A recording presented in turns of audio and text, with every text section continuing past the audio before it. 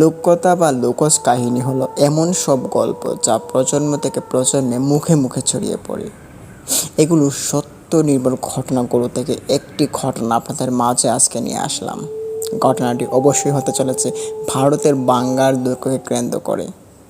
চলুন শুরু করা যাক আমাদের ভৌতিক ইতিহাস ইউটিউব চ্যানেলের আজকের সেরা আয়োজন। বাঙ্গার দুর্গের ঘটনাটা ঘটেছিল সূত্রপাত ঠিক এমনভাবে। একসময় বাঙ্গার দুর্গে এক রূপবতী রাজকুমারী থাকতেন। তার নাম ছিল রত্নাবতী। তার রূপের জন্য বহু রাজা মহারাজা তাকে বিয়ে করতে চাইতেন। একদিন এক তান্ত্রিক বা কালো জাদুকর, নাম ছিল তার সিন্ধু শেওয়ারি, তাকে দেখে পাগল হয়ে যায়। সে এক জাদুবিদ্যার মাধ্যমে রত্নাবতীর সৌন্দর্য নিজের করে নিতে চেয়েছিল। এজন্য সে বিভিন্ন ধরনের কায়দা হাসিল করতে চেয়েছিল। সে একবার এক সেবাদাসীর মাধ্যমে রত্নাবতীর ব্যবহার করা আতরে কালো জাদু করে দেয়। কিন্তু রত্নাবতী সব বুঝে ফেলেন এবং সেই আতরের শিশি নিচে ফেলে দেন। শিশি গড়িয়ে গিয়ে সেই তান্ত্রিকের গায়ে যখন লেগে পড়ে আর সঙ্গে সঙ্গে সে নিজেই মারা যায়। তারপর মারা যাওয়ার আগে সেই সিন্ধু শেওয়ারি একটি অভিশাপ দিয়ে যান। অভিশাপটি ছিল এমন যে এই দুর্গ, এই রাজ্য সব ধ্বংস হয়ে যাবে, কেউ এখানে আর সুখে থাকবে না।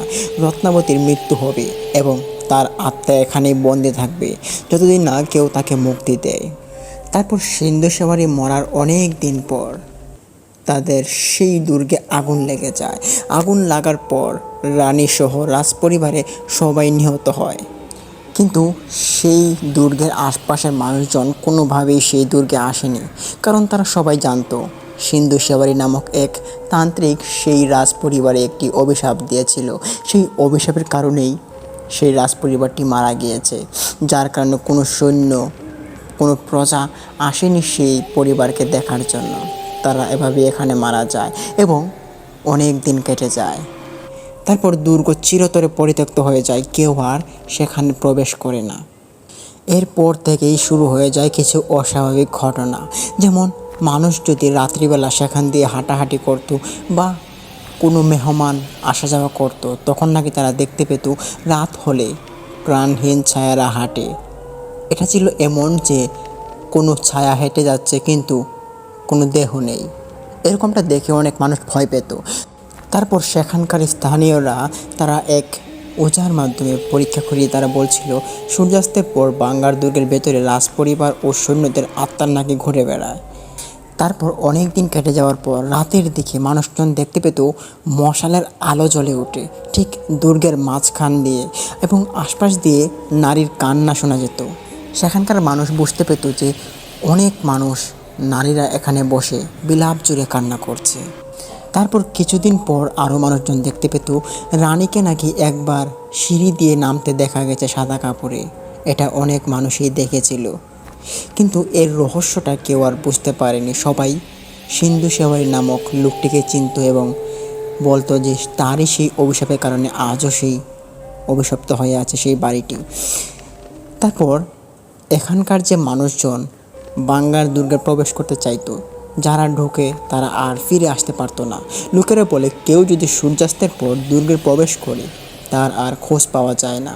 যেমনটা ধরেন, যদি কোনো মানুষ সেই দুর্গের সামনে গিয়ে দাঁড়ায়, তারপর সে দুর্গর দরজাটা খোলার পর সে প্রবেশ করে, তারপর থেকে নাকি তার কোনো আওয়াজ, কোনো শব্দ পাওয়া যায় না।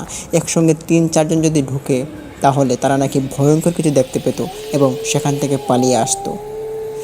অনেক অ্যাডভেঞ্চার প্রেমী যুবক ঢুকে গেছেন সেখানে, কিন্তু তারা আর বের হতে পারেননি। তারা সেখানেই মারা গেছেন। তাদের মৃতদেহটাও কেউ আর বের করতে পারেননি। তারপর থেকেই শুরু হয় সেই বাঙ্গার দুর্গকে নিয়ে একটি ভয়ঙ্কর ঘটনা এবং সেখানে এখনও নাকি ভয়ঙ্কর সব ভৌতিক ঘটনাগুলো শোনা যায় এবং অনেক মানুষই অনেক কিছু এখানে দেখে থাকে। তারপর সরকারিভাবে যে নিষেধাজ্ঞা দেওয়া হয়েছিল সেখানে, এই দুর্গ ভারতের আর্কিওলজি সার্ভে অফ ইন্ডিয়া এর অধীনে, এবং সেখান থেকে নিষেধ করেছে যে কেউ সন্ধ্যার পর ভিতরে ঢুকতে পারবে না। তাই এই লোককথাগুলো শুধু গল্প নয়, কিছুটা বাস্তবতার ছায়াও বহন করে। কিন্তু সেই বাঙ্গার দুর্গকে কেন্দ্র করে অনেক ঘটনার উৎপত্তি হয়েছিল। যেগুলো আজকে আর বলার সময় নেই। তবে একটি কথা আপনাদেরকে বলতে চাইব, বাংলার দুর্গের মধ্যে সরকারিভাবে নিষেধাজ্ঞা দেওয়া হয়েছিল। এতে বুঝতেই পারছেন যে বাংলার দুর্গ কতটা ভয়ঙ্কর ছিল। সেখানে রাত্রিবেলা অনেক মানুষই প্রাণ হারিয়েছিল। আমরা এই বাংলার দুর্গের একটি ভয়ঙ্কর ঘটনা আমাদের চ্যানেলে নিয়ে আসব।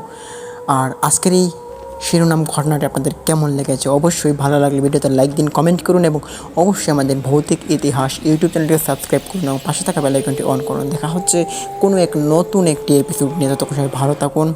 আসসালামু আলাইকুম।